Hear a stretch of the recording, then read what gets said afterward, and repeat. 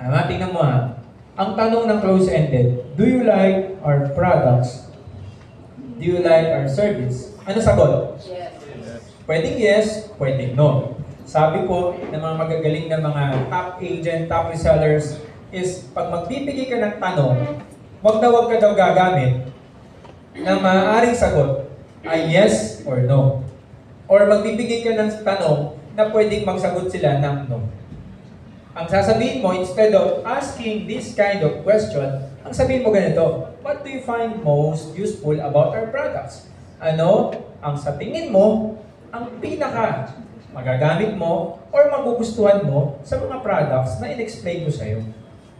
Pag ganong klase kang magtanong, yung utak ng tao, mag-iisip ay yung nanay, maaalala niya, ay yung nanay ko may sakit.